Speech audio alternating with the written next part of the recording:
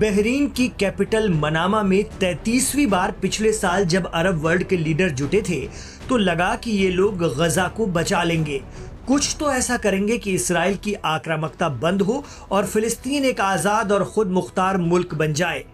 इसकी वजूहात या कारण भी था, वो ये कि फिलिस्तीन और गजा के लिए जो लोग जुटे थे वो कोई ऐसे वैसे छोटे मोटे मुल्क नहीं थे, बल्कि मुस्लिम दुनिया के वो अरबी देश थे जो उसी खित्ते से आते हैं जहां कभी भरा पूरा फिलिस्तीन हुआ करता था।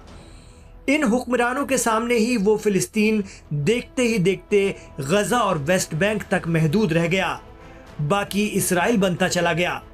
तो अरब लीग की पिछली समिट में ताकतवर और अमीर अरबी मुल्कों ने अपनी अरब लीग के जरिए हमास से अलग एक मजबूत फिलिस्तीन बनाने का सपना देखा। लेकिन क्या एक साल बाद वो ये कह सकते हैं कि उन्होंने अपने ख्वाब को पूरा करने के लिए कुछ तो कदम उठाया?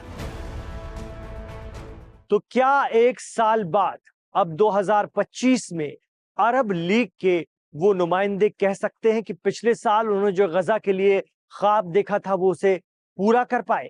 लेकिन उसे समझने के लिए आप अरब लीग के बारे में कुछ जानिए, अरब लीग की ताकत को समझिए। तो नाजरीन, एक तो है OIC, जिसका जिक्र आप दीन दुनिया में अक्सर सुनते भी रहते हैं। OIC यानी ऑर्गेनाइजेशन ऑफ इस्लामिक कोऑपरेशन, जिसमें दुनिया के कुल 57 मुस्लिम अक्सरियत वाले मुल्क और खुद को खालिस इस्लामी कहने वाले देश शामिल हैं।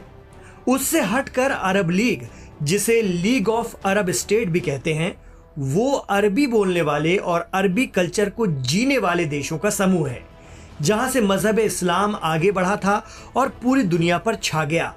अरब लीग में आते हैं 22 मुल्क, जिनमें Saudi Arab, Qatar, Bahrain, Kuwait, Jordan, Algeria, Comoros, Djibouti, मिस्र, Iraq, Lebanon, Libya, Mauritania, Morocco, Oman, फिलिस्तीन, Somalia, Sudan, Syria, Tunisia, United Arab Emirates और यमन शामिल हैं।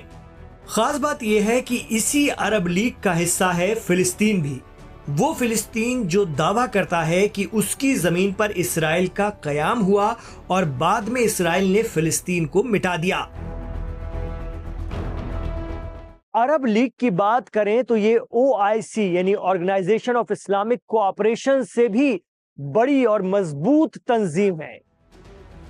OIC में भले ही 57 मुस्लिम मुल्क हैं, लेकिन अरब लीग में 22 मजबूत और तेल की दौलत से मालामाल सिर्फ अरब मुल्क हैं। अरब लीग है भी बहुत पुरानी तंजीम।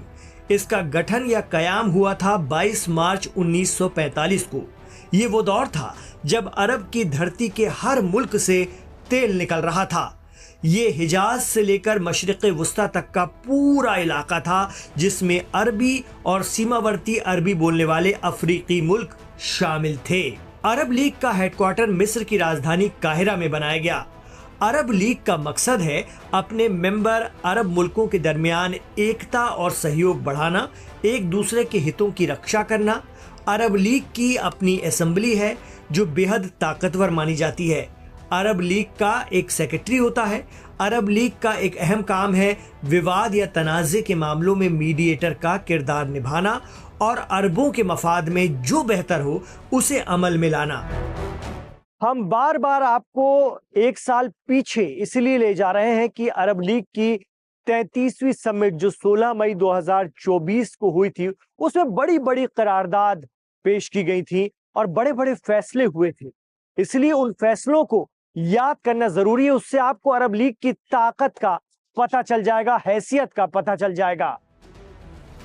बहरीन की राजधानी मनामा में 33वीं अरब लीग में जो 16 मई 2024 को हुई थी, उसमें 22 अरब मुल्क जुटे थे। वहां फिलिस्तीन का मसला छाया रहा था। इस समिट का केंद्रीय मुद्दा इसराइल के जरिए गजा में चल रही जंग और मजलूमों की कत्ल गारत के साथ ही फिलिस्तीनी स्टेट का कयाम रहा। इस समिट की शुरुआत करते हुए सऊदी अरब के क्राउन प्रिंस मोहम्मद बिन सलमान ने इसराइली एग्रेशन को रोकने के लिए इंटरनेशनल कम्युनिटी से मुस्बत कदम उठाने का आग्रह किया था। अरब समिट से एक खास बात निकलकर आई थी और वो ये रही थी कि समिट में अरब मुल्कों के सरबराहान ने हमास की जगह PLO को फिलिस्तीनी आवाम की आवाज मानने की बात भी कही। यानी हमास का वजूद मिटाने की तैयारी कर रही है अरब लीग। जी हां, डिक्लेरेशन में सभी फिलिस्तीनी गुटों को फिलिस्तीन लिबरेशन ऑर्गेनाइजेशन यानी PLO में शामिल करने की भी अपील की गई थी। PLO में फतह गुट का दबदबा है और फिलिस्तीन अथॉरिटी के सदर महमूद अब्बास भी इसी गुट से आते हैं। आपको बता दें कि संयुक्त राष्ट्र यानी यूनाइटेड नेशंस भी PLO को ही फिलिस्तीनी लोगों का वाहिद या लीगल नुमाइंदा तंजीम करार देता है। तो पिछले साल अरब लीग ने मांग की कि फिलिस्तीन राज्य की स्थापना होने तक विवादित इलाके में UN पीस फोर्स तैनात की जाए। इसके लिए बाकायदा मनामा डिक्लेरेशन के जरिए बात रखी गई।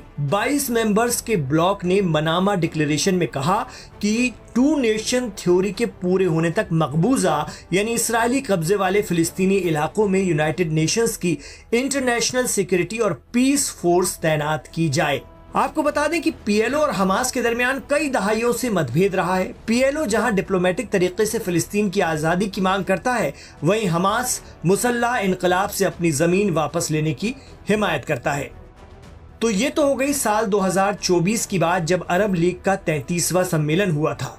ये बातें इसलिए याद दिलाई कि एक साल बाद क्या हुआ, तो नतीजा है 0। जी हाँ, 0। मौजूदा सूरत हाल तो यह है कि इसराइल ना हमास को गजा देने को तैयार है, ना PLO की बात करता है। वो गजा पर पूरा का पूरा कब्जा करने का प्लान बना रहा है, उस पर काम शुरू कर रहा है और अब तो उस पर अमल भी शुरू हो गया है। तो सवाल ये उठता है कि OIC की तरह क्या अरब लीग की भी कोई नहीं सुनता? इन अमीर अरब मुल्कों के प्रस्ताव और उनके एक्शन की कोई वैल्यू नहीं है? देखा जाए तो अपनी 75 साल की तारीख में, इतिहास में अरब लीग ने कोई बड़ा कारनामा अंजाम नहीं दिया है, जबकि ये 400 मिलियन अरबों की नुमाइंदगी करती है। गजा पर इस्राएली आक्रामकता शुरू होने के बाद अरब लीग के नुमाइंदे कई बार मिले, लेकिन ना अरब लीग कभी इसराइल को आंख दिखा पाई, ना हमले रोकने का प्रेशर ही बना पाई। आज फिलिस्तीन भूख से तड़प रहा है, वहां अकाल है, भूखमरी है, लेकिन अरब लीग सिर्फ प्रस्ताव बनाने और उन्हें पास करने में लगी हुई है। तेल की ताकत भी अमेरिका और इसराइल को नहीं डिगा पाई। जिस अरब लीग के ज्यादातर देशों के पास दुनिया में सबसे ज्यादा तेल है, वो अगर अपनी कोई बात मनवाना चाहें तो क्या नहीं कर सकते थे। लेकिन इच्छा शक्ति की कमी और अपने इक़्तिदार को बचाए रखने के लिए अरब रूलर्स ने सरेंडर ही किया, वरना आज अरब लीग यूरोपीय यूनियन से कम ताकतवर नहीं होती। अरब लीग को 75 साल हो गए हैं बने हुए, लेकिन फिलिस्तीन, इराक, यमन, लीबिया की समस्याएं अब परमानेंट हो चुकी हैं। गजा और फिलिस्तीन को लेकर अरब लीग की 2024 की बैठक में क्या क्या तय हुआ था और आज वहां के हालात क्या हैं, इस एक साल की मिसाल से आप समझ ही गए होंगे। अरब लीग की क्या हैसियत है पश्चिम की नजर में और खुद अरबों की नजर में, वो भी आपको